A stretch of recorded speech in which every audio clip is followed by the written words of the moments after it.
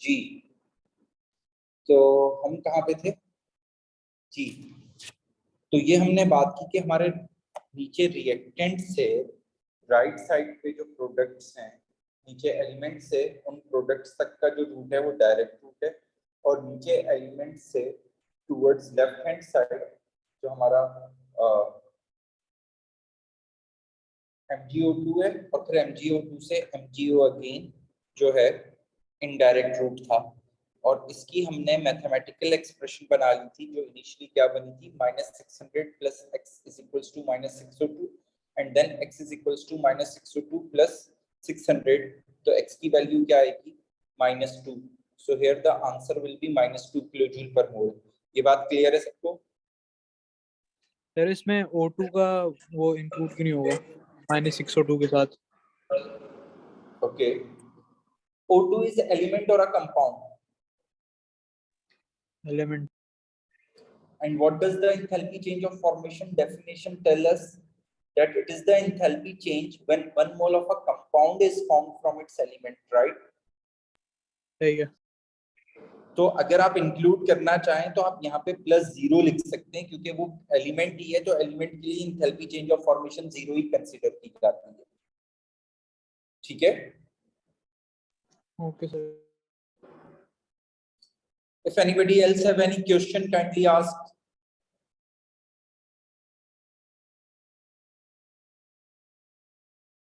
Okay. Now we are going to start question number 2. Group 17 elements, chlorine, bromine, and iodine, are non-metals that show trend in their physical and chemical properties.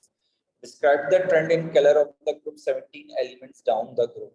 तो if you look at their position in the periodic table, अगर आप periodic table open करेंगे तो आपको group 17 में सबसे ऊपर fluorine मिलेगा, ठीक है? Then you will find chlorine, then you will find bromine, then you will find iodine, ठीक है? फ्लोरीन का कलर क्या होता है, पेल येलो। क्लोरीन का कलर क्या होता है, पेल ग्रीन। ब्रोमीन का कलर क्या होता है, ब्राउन। आयोडीन का कलर क्या होता है, ग्रे ब्लैक। एंड देन अगर आप एक और देखें इस ग्रुप में, तो हियर यू हैव एस्टेटीन, और एस्टेटीन का कलर क्या होता है, ब्लैक। तो हम क्या देख रहे हैं कि when we move down the group, what is the trend, that the colour gets deeper और colour gets darker down the group. तो आप सिंपली 1 मार्क के लिए पूछा गया है, तो आप इतनी सी स्टेटमेंट लिखेंगे कि that the colour gets darker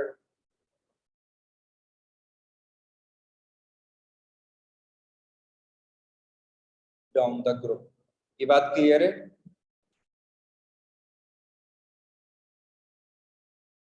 जी।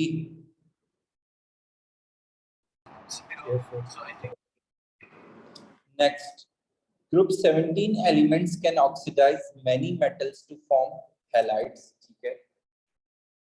वो अगर हैलाइड्स जो ग्रुप 17 हैं वो दूसरे मेटल्स को ऑक्सीडाइज करते हैं और खुद किस में कन्वर्ट होते हैं, हैलाइड में कन्वर्ट होते हैं।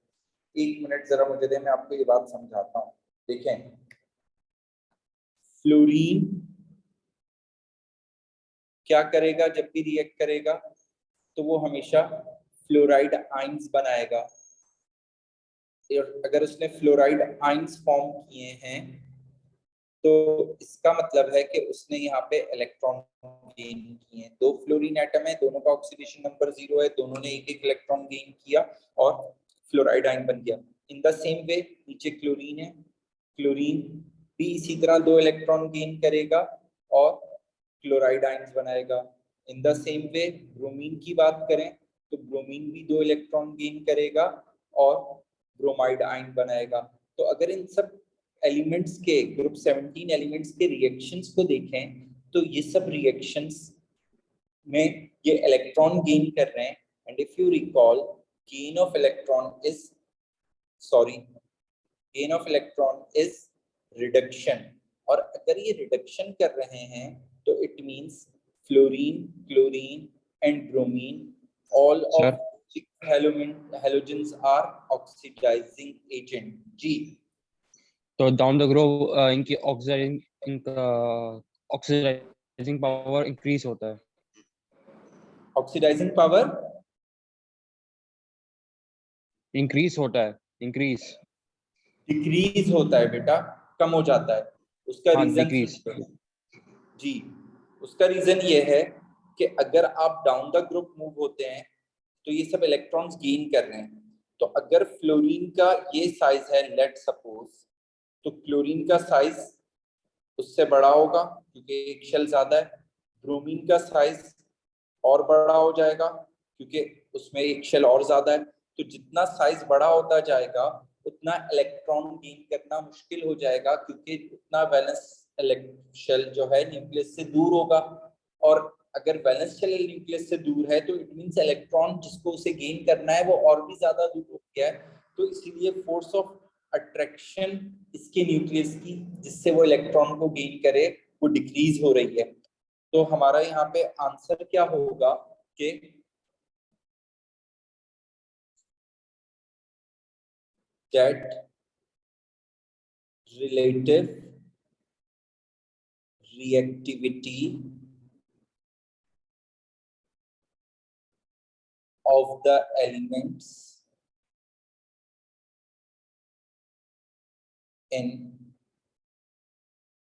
group 17 as oxidizing agent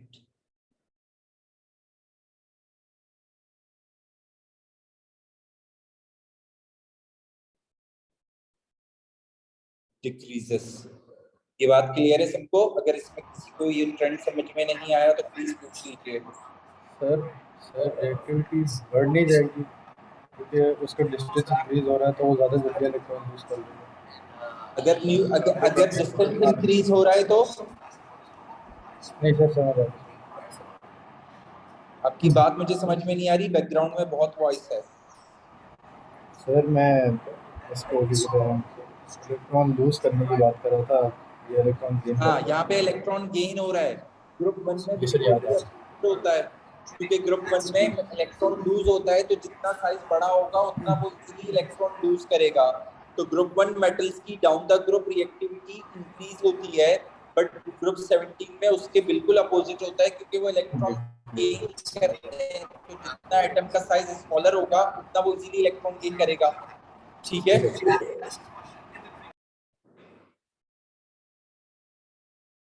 जी, बाकी सबको भी क्लियर है ये बात?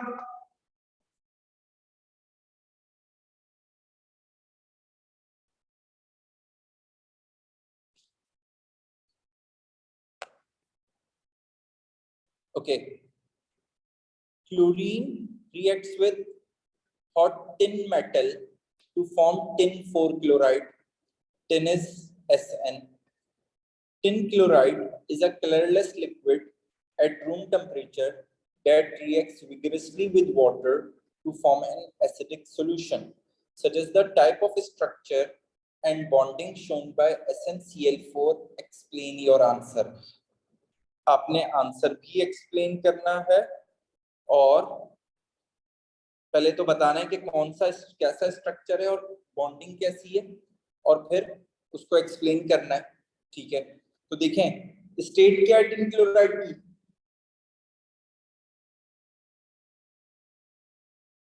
जी, कलरलेस लिक्विड. लिक्विड है.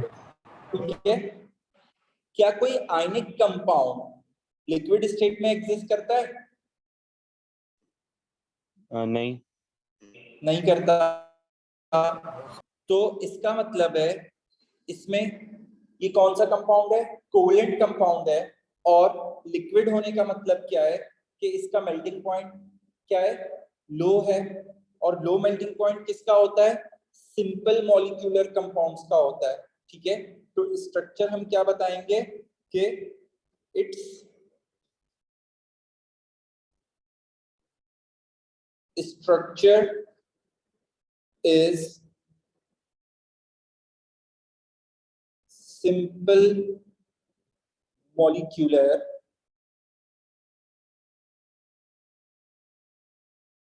because its melting point or boiling point is low। ये बात क्लियर हो गई। तो हमने एक बात का आंसर दे दिया, अभी हमने बॉन्डिंग को डिस्कस नहीं किया। ये बात क्लियर है सबको?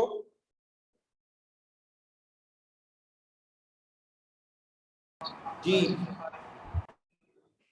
ओके। अब इन्होंने दूसरी बात क्या बोली है, दूसरी स्टेटमेंट आपको ये दी है, रिएक्ट्स विगरसली विद वाटर। ठीक है, तो एक बात बताएं, फॉर एग्जांपल अगर मैं ये कंपाउंड लिखता हूं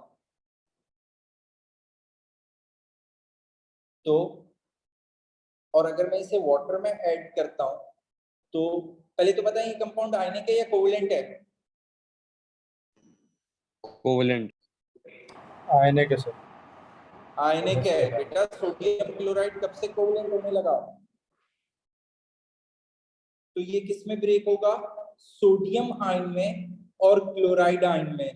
तो ये आयनिक कंपाउंड्स की प्रॉपर्टी है कि ionic compound dissociates in water. वो वाटर में रिएक्ट नहीं करते, वो वाटर में आयंस में डिसोसिएट हो जाते हैं। ये प्रॉपर्टी किसकी है? आयनिक कंपाउंड्स की है। ये बात क्लियर है सबको? यस। अच्छा, अब अगर फॉर एग्जांपल मैं अमोनिया की बात करूं, NH3, NH3s have a covalent bonding or ionic bonding? Covalent. और अगर आप रिकॉल करें, अमोनिया जब वाटर में मिक्स होती है तो it what it will do, it will going to accept a hydrogen ion from water and forming a hydroxide ion. तो ये क्या कहलाएगा? ये इट इज अ रिएक्शन। उसने केमिकली रिएक्ट करके एक न्यू स्पीशी में कन्वर्ट हो गई। बट यहाँ पे क्या हुआ कि सोडियम और क्लोराइड एक दूसरे के साथ जो है बॉन्डेड थे आयनिकली, वो वाटर में डिसॉल्व होने पे सेपरेट हो गए, सिर्फ आयंस में कन्वर्ट हो गए। तो ऐसे रिएक्शन को, जिस रिएक्शन में वाटर ब्रेक होता है, उस रिएक्शन को हम क्या बोलते हैं? हाइड्रोलाइसिस बोलते हैं। ठीक है, तो अगर यहाँ पे इन्होंने ये स्टेटमेंट दी है कि ये वाटर से विगरसली रिएक्ट कर रहा है, तो इस पे हम कंक्लूड क्या करेंगे कि the bonding is a covalent bonding over there. ये पॉइंट समझ में आ रहा है सबको? तो हमारा नेक्स्ट आंसर क्या होगा? In tin 4 chloride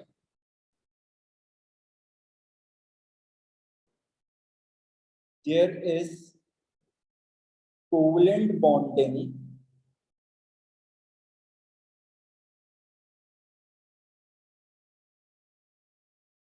because it hydrolyzed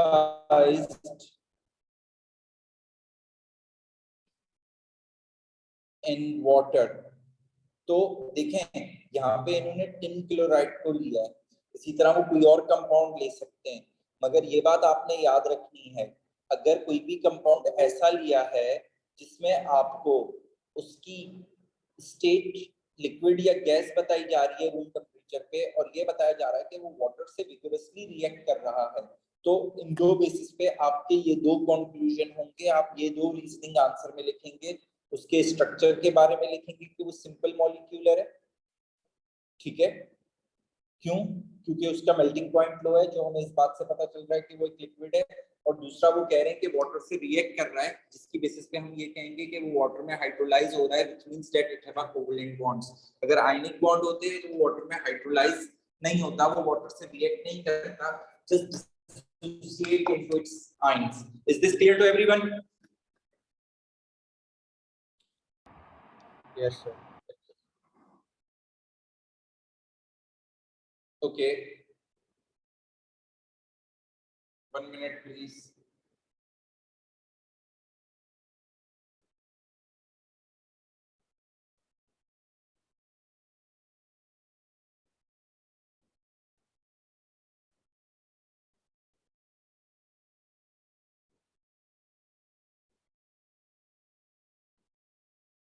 group 17 elements form soluble halides with sodium, यानी कि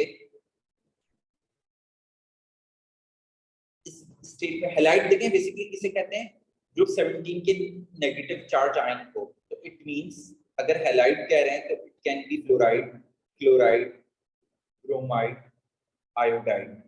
और यहाँ पे इस स्टेटमेंट का मतलब है कि whether it's sodium chloride, sodium bromide या फिर सोडियम आयोडाइड या और भी कोई सोडियम फ्लोराइड हो, तो ये सब वाटर सॉल्युबल होते हैं। एक और बात यहाँ पे रिफ्रेश कर लें अपने माइंड में, हमने एक और बात स्टडी की थी आपकी ओ लेवल्स में कि जितने भी कंपाउंड्स ऐसे हैं जिनमें ग्रुप 1 प्रेजेंट है, जितने भी ऐसे कंपाउंड्स हैं जिनमें अमोनियम आयन प्रेजेंट है, और जितने भी ऐसे कंपाउंड्स हैं जिनमें नाइट्रेट आयन है, वो सब क्या होते हैं, आर ऑल वाटर सॉल्युबल। वो कभी भी वाटर में इनसॉल्युबल नहीं रहते, वो सारे कंपाउंड्स वाटर में डिसॉल्व हो जाते हैं।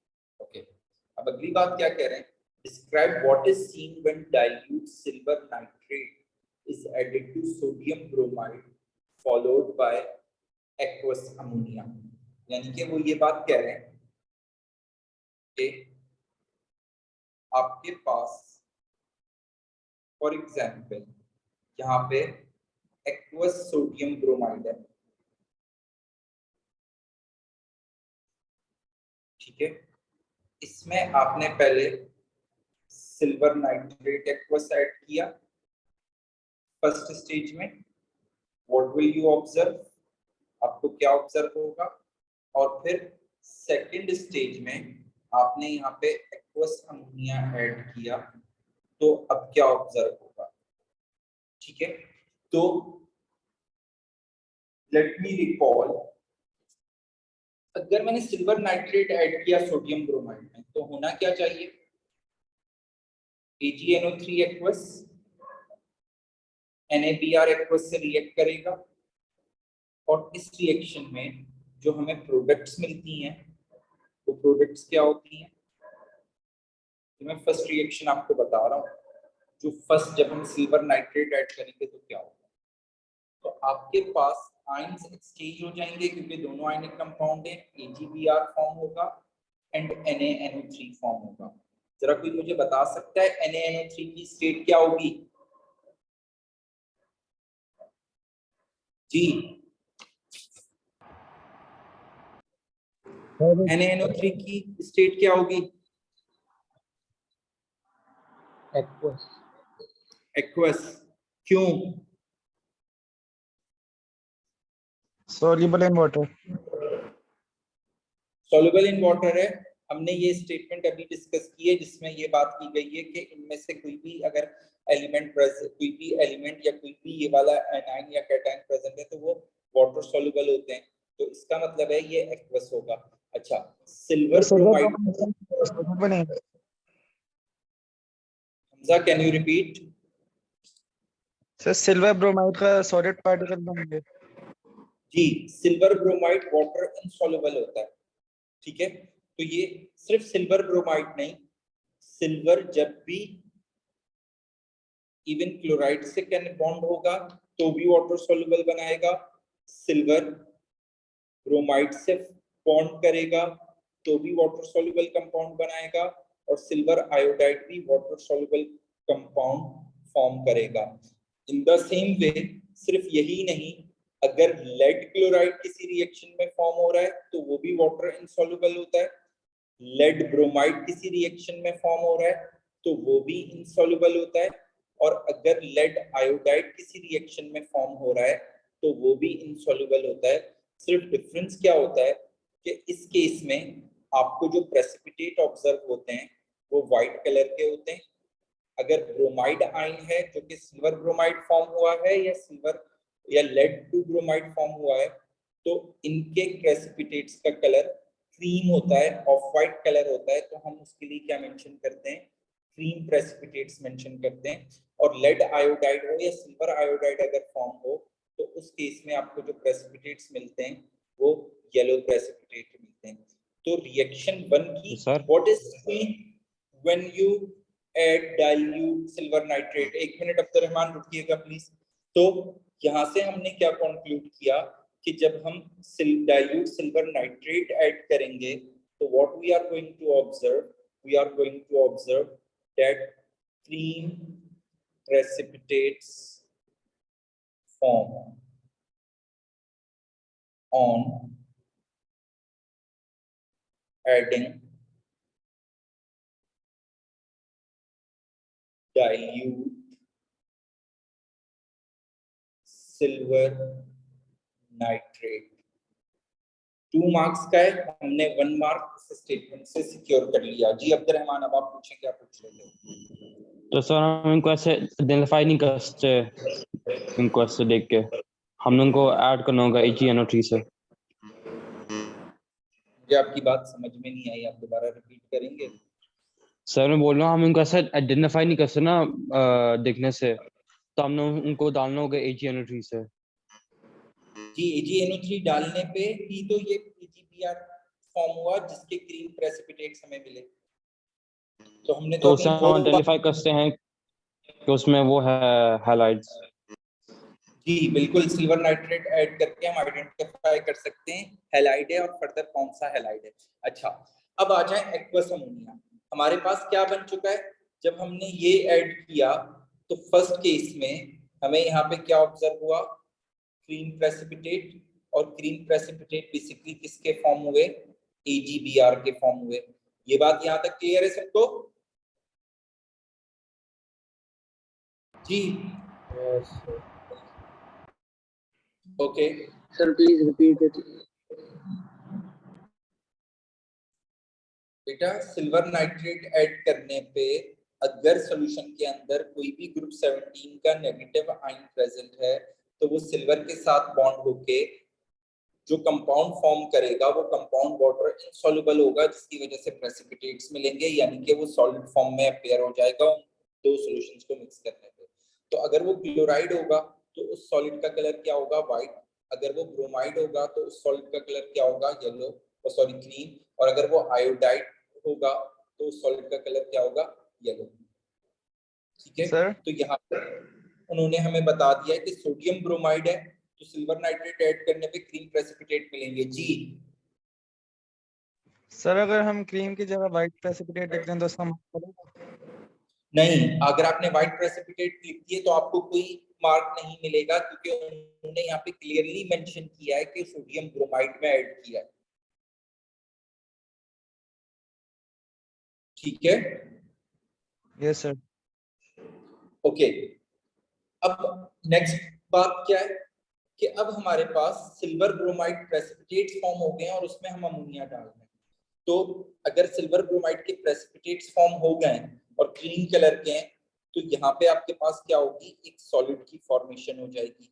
ठीक है, जो कि मैंने अभी ग्रे कलर से शो किया। तो जब हम अमोनिया ऐड करते हैं तो अमोनिया ऐड करने पे बेसिकली अगर वो ब्रोमाइड आयन होते हैं तो सिल्वर ब्रोमाइड पार्शियली अमोनिया से रिएक्ट करता है, जिसके रिजल्ट में आपके ये जो प्रेसिपिटेट्स हैं ये पार्शियली डिसॉल्व हो जाते हैं। यानी कि after adding aqueous ammonia what will happen कि ये जो आपके प्रेसिपिटेट्स हैं इनकी हाइट जितनी थी उनसे कुछ हाइट कम हो जाएगी, जो इस बात की इंडिकेशन है कि वो प्रेसिपिटेट्स पार्शियली डिसॉल्व हो गए। ठीक है, तो हमारी सेकंड ऑब्जर्वेशन क्या होगी या दूसरी चीज हमें जो दिखेगी एक्वस अमोनिया ऐड करने के बाद, वो क्या होगी कि precipitates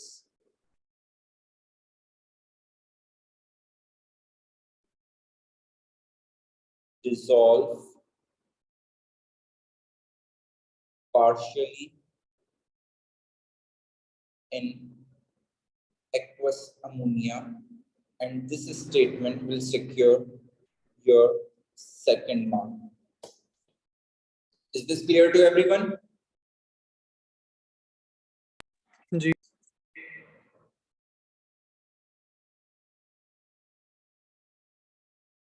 Okay. Next question. Sodium chloride reacts with concentrated sulfuric acid to form HCl and NaHSO4. यानी कि ये जिस रिएक्शन की बात कर रहे हैं, ये रिएक्शन ये हो रहा है जब हम सोडियम क्लोराइड को H2SO4 से रिएक्ट करेंगे तो NaHSO4 फॉर्म हुआ और सल्फ्यूरिक एसिड ने एक H पॉजिटिव रिलीज कर दिया। ठीक है, वो एक H पॉजिटिव क्लोरीन के साथ बॉन्ड बना के HCl बना लेगा। Explain the difference between the reaction of concentrated sulfuric acid with NaCl and with NaI. Your answer should refer to the role of the sulfuric acid in each reaction.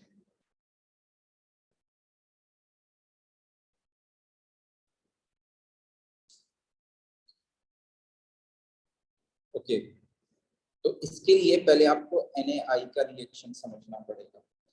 जब हम NaI को sulphuric acid से react करवाते हैं तो first stage में वही reaction होता है जैसा कि NaCl के साथ हुआ, यानी कि एक Na एक हाइड्रोजन सब्स्टिट्यूट हो जाएगा और साथ HI बनेगा जिस तरह वहां पे HCl बना। ये बात क्लियर है सबको?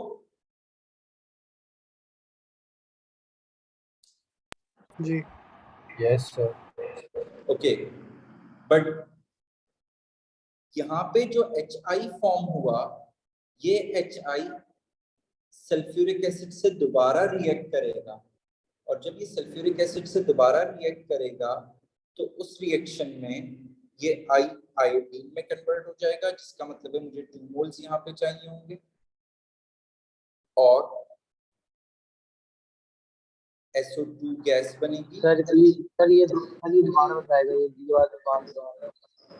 बेटा आपकी आवाज मुझे बिल्कुल समझ में नहीं आ रही। सर ये प्लीज रिपीट कर देगा ये वाला दोबारा से। देखें, जिस तरह ये वाला रिएक्शन हुआ सोडियम क्लोराइड का सल्फ्यूरिक एसिड के साथ, इन द सेम वे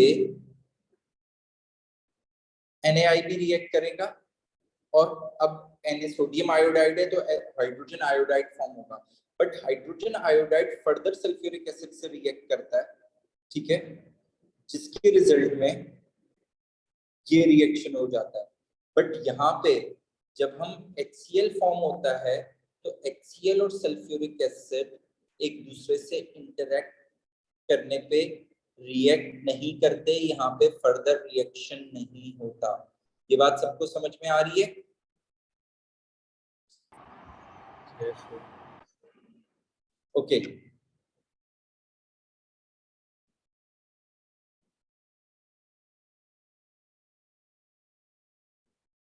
अच्छा, अब अगर आप इस रिएक्शन को देखें तो इस रिएक्शन में इस सल्फ्यूरिक एसिड ने क्या किया है,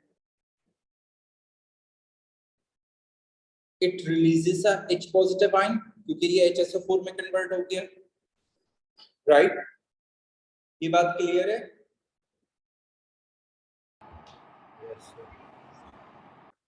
अच्छा, यहाँ पे फर्स्ट स्टेज में उसने यही काम किया है, मगर अगर आप सेकंड स्टेज में देखें तो इस आयोडीन पे -1 चार्ज होगा और इस आयोडीन पे 0 होगा क्योंकि ये एलिमेंट बन गया। तो इसका मतलब है इस आयोडीन ने ऑक्सीडेशन की है और अगर इस आयोडीन ने ऑक्सीडेशन की है तो इस सल्फ्यूरिक एसिड का यहाँ पे बिहेवियर क्या है, एज ऑक्सीडाइजिंग एजेंट बिहेव कर रहा है क्योंकि इसके रिएक्शन पे आयोडाइड आयन ऑक्सीडाइज हो रहा है।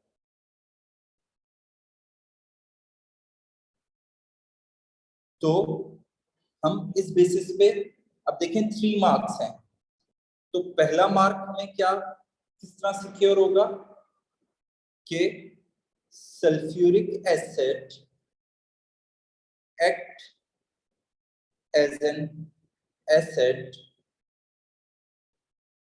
with chloride ions. ये बात क्लियर है सबको? सर जी हाइड्रोजन आयोडाइड की जो -1 है ऑक्सीजन नंबर है, ये समझ में आया। आप क्या कह रहे हैं कि हाइड्रोजन आयोडाइड पे आयोडीन पे -1 है, ये समझ में नहीं आया। Yes sir. बेटा रिडॉक्स का लेक्चर याद है? HI एक कंपाउंड है, अगर कोई भी कंपाउंड होता है तो उसका ऑक्सीडेशन नंबर 0 होता है, ठीक है।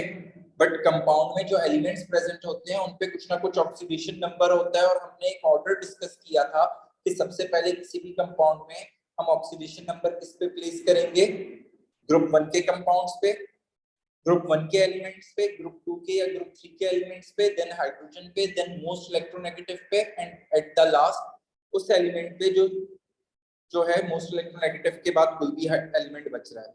तो इधर अगर आप देखें तो हाइड्रोजन +1 होना चाहिए और आयोडीन -1 होना चाहिए।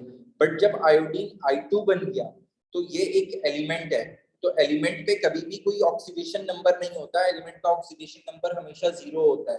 तो अगर I का चार्ज -1 से 0 हो रहा है तो इसका मतलब है कि उसका ऑक्सीडेशन नंबर इंक्रीज हो रहा है, which also means that it losing its electron and loss of electron is oxidation. Okay okay sir, Clear है? समझ आ रही है। Yes sir. ओके, तो हमने पहला मार्क सिक्योर कर लिया।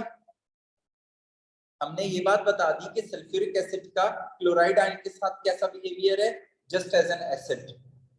दूसरा mark, sulphuric acid act as an oxidising agent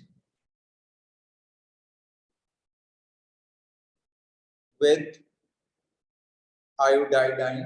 इस स्टेटमेंट पे हमारा सेकंड मार्क सिक्योर होगा। ये बात क्लियर है?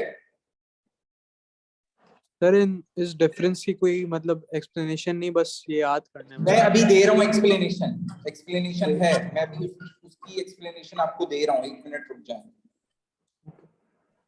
ये बात यहाँ तक क्लियर हो गई सबको? Yes sir. ओके, तो थर्ड मार्क कहां से सिक्योर होगा? हम दोनों की प्रोडक्ट्स को कंपेयर करेंगे with chloride with NaCl only HCl is formed,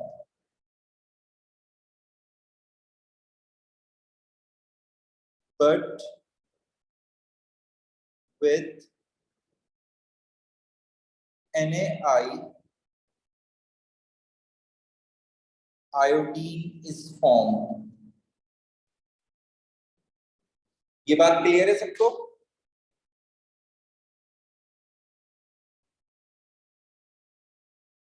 तो ये स्टेटमेंट आपका थर्ड मार्क सिक्योर करेगी।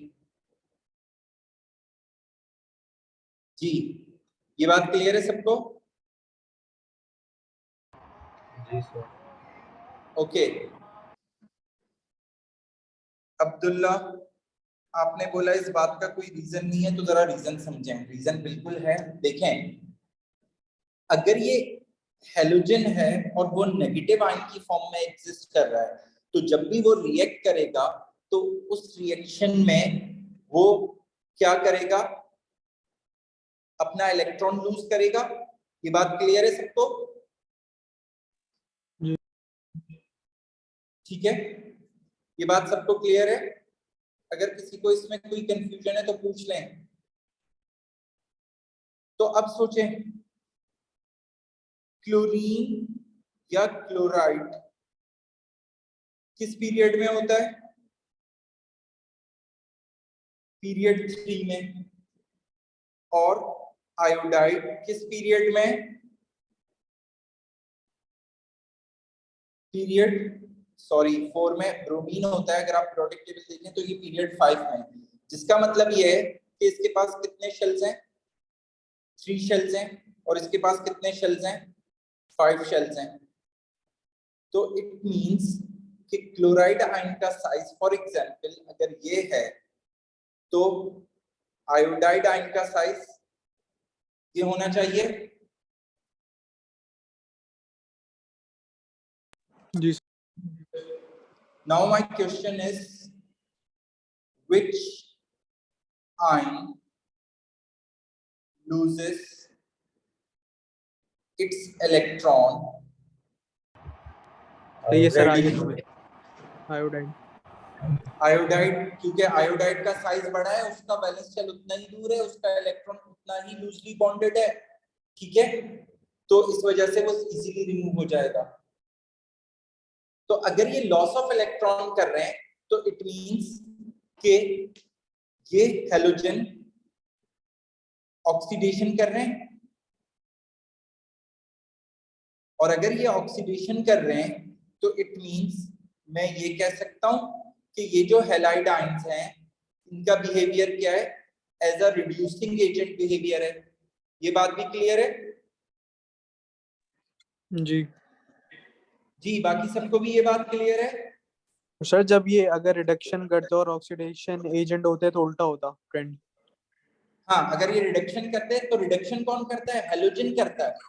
तो इसलिए halogen reducing agent, sorry halogen oxidising agent होते हैं, क्योंकि वो इलेक्ट्रॉन गेन करके नेगेटिव आयन में कन्वर्ट हो रहे होते हैं। जी सर। अच्छा, तो यहाँ पे जहां पे मैंने ये कंपैरिजन डिस्कस किया है थर्ड मार्क सिक्योर करने के लिए, इसकी जगह मैं यहाँ पे ये स्टेटमेंट भी दे सकता था कि iodide ion is stronger oxidising, sorry reducing agent, क्योंकि ये खुद ऑक्सीडाइज हो रहा है ना,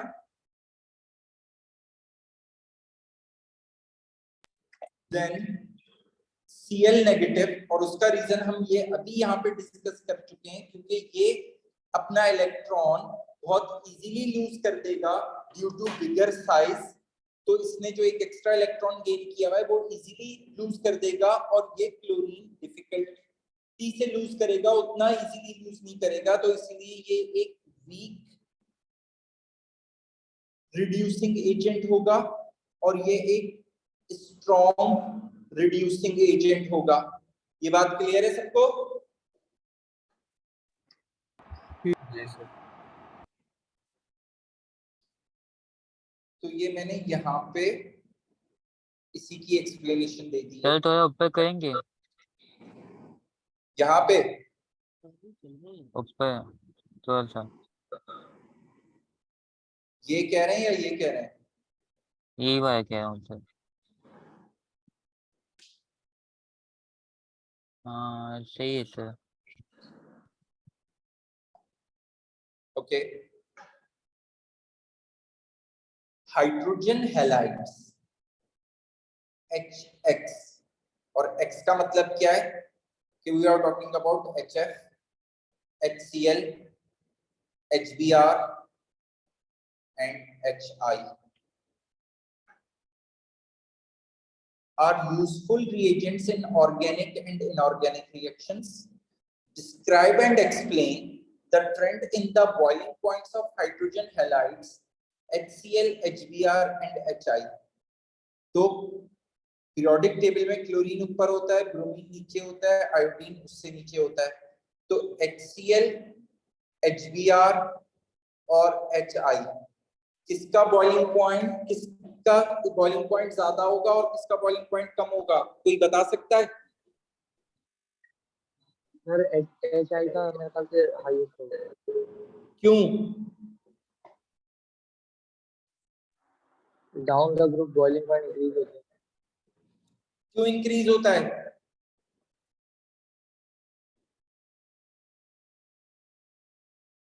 जी, सर इनके साइज बड़ा होता है। तो साइज बड़े होने से क्या होगा?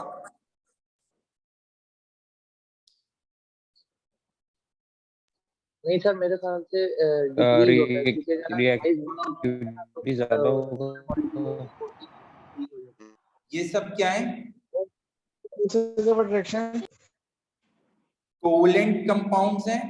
तो इसका मतलब है कि इनके मॉलिक्यूल्स के बिटवीन इंटरमॉलिक्यूलर फोर्सेस या वैन डर वाल्स फोर्सेस होंगी, ठीक है। क्लोरीन के पास 17 इलेक्ट्रॉन्स हैं, ब्रोमीन के पास आई थिंक 35 होते हैं और आयोडीन के पास 53 इलेक्ट्रॉन्स होते हैं। हमने बॉन्डिंग में इंटरमॉलिक्यूलर फोर्सेस में ये बात पढ़ी है कि जब नंबर ऑफ इलेक्ट्रॉन्स इंक्रीज होते हैं तो उसकी वजह से इंटरमॉलिक्यूलर फोर्सेस, वैन डर वाल फोर्सेस इंक्रीज हो जाती हैं, और अगर वैन डर वाल फोर्सेस इंक्रीज हो जाती हैं तो उसकी वजह से कंपाउंड की ऐसी properties like melting point, boiling point और डेंसिटी इंक्रीज हो जाती है। तो इसी बात को आप यहाँ पे स्टेट करेंगे। Boiling points of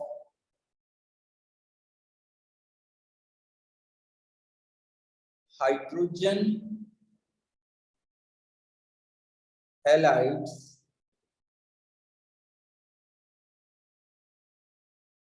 increases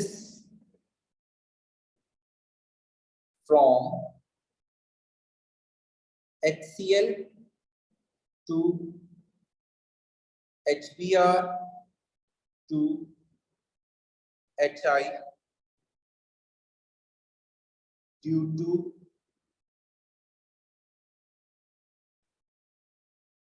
increase in strength of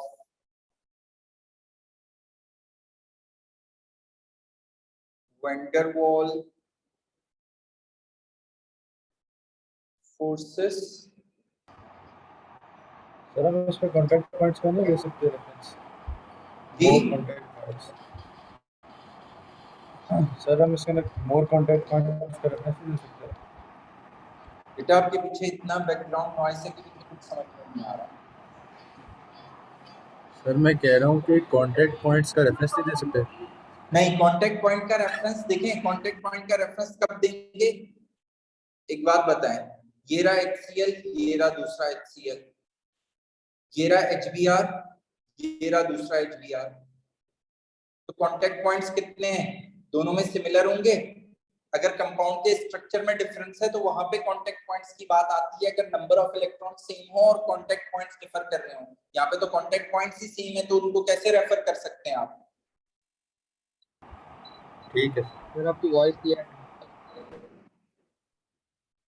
To increase due to increase in the strength of van der Waal forces because, और वो क्यों इंक्रीज होती हैं? Because the number of electrons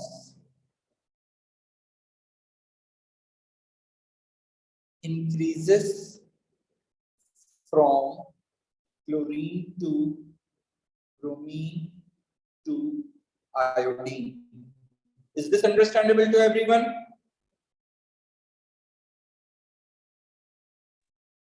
sir इसमें अगर जैसे वो हाइड्रोजन हैलाइड का बॉन्ड बड़ा हो रहा है तो उसके साथ उसकी जो बॉन्ड एनर्जी होती है, बॉन्ड ब्रेकिंग एनर्जी, वो कम भी तो हो जाती है। बिल्कुल सही है। तो फिर ये बॉइलिंग पॉइंट नहीं शो करेगा बॉन्ड एनर्जी। एक बात बताएं,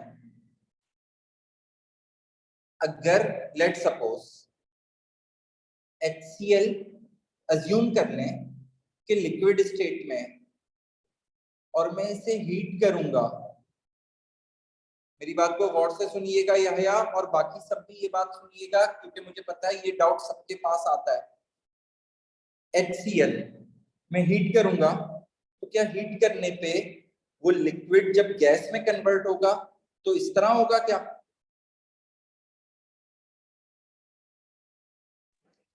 नहीं नहीं जी या नहीं, जब वो गैस में कन्वर्ट होगा तो वो इसी तरह होगा ना। जी। तो जो आप बॉन्ड एनर्जी की बात कर रहे हैं वो बॉन्ड एनर्जी किसको रेफर कर रही है? फोर्सेस बिटवीन द मॉलिक्यूल को या कोवेलेंट बॉन्ड को? अच्छा समझ।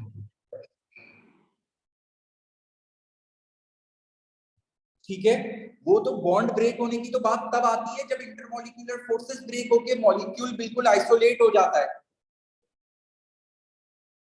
बट जो बिटवीन द मॉलिक्यूल फोर्सेस हैं वो number of electrons present in the molecule पे डिपेंड कर रही हैं। Is this clear? जी sir. Okay, describe and explain the trend in thermal stabilities of hydrogen halide, HCl, HBr and HI। यहाँ पे आपकी वाली बात आएगी। कितनी होगा इसमें? Hamza, can you repeat? Sir increase round group होगी ना thermal stabilities, because boiling point increase हो रहा है। बेटा बॉइलिंग पॉइंट से तो उसकी इंटरमॉलिक्यूलर फोर्सेस ब्रेक हो रही हैं। HCl या HBr या HI थोड़ी ब्रेक हो रहा है, वो तो HCl ही रह रहा है, HBr ही रह रहा है बॉयल होने के बाद भी, और HI ही रह रहा है बॉयल होने के बाद भी।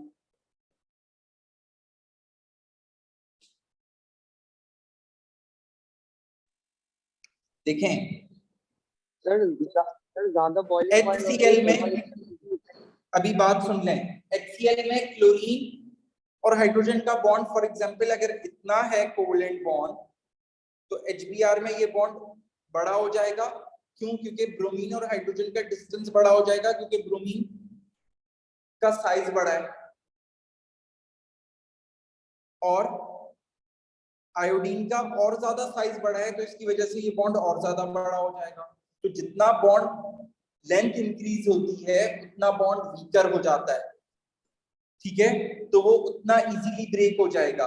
अब यहाँ पे एक बात जो कि आप सब स्टूडेंट्स को कंफ्यूज करती है, वो बात याद रखने की ये है कि जब भी थर्मल स्टेबिलिटी की बात होगी तो आप उसको कोवलेंट बॉन्ड की स्ट्रेंथ से रेफर करेंगे। सर ठीक है? HCl को अगर आप हीट करें तो क्लोरीन लिक्विड फॉर्म में रहेगा? नहीं, इनिशियली तो हाई एनर्जी की वजह से। और क्लोरीन लिक्विड में कब होता है रूम टेम्परेचर पे बेटा? क्लोरीन तो गैस है। जी सही। और जब भी बॉइलिंग पॉइंट, डेंसिटी या मेल्टिंग पॉइंट की बात होगी तो आप वेंडरवॉल फोर्सेस की स्ट्रेंथ को डिस्कस करेंगे।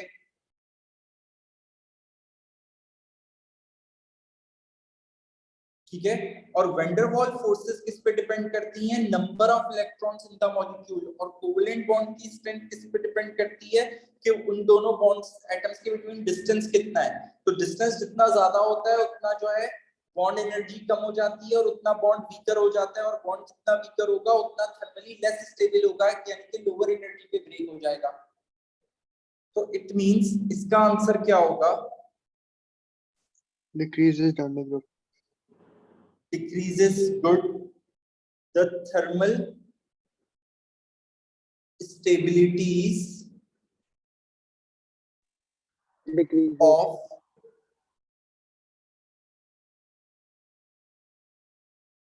hydrogen halides from HCl to HBr to HI decreases because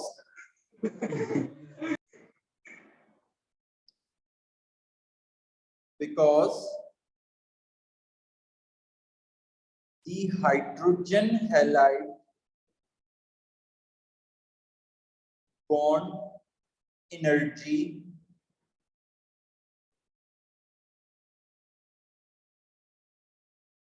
decreases from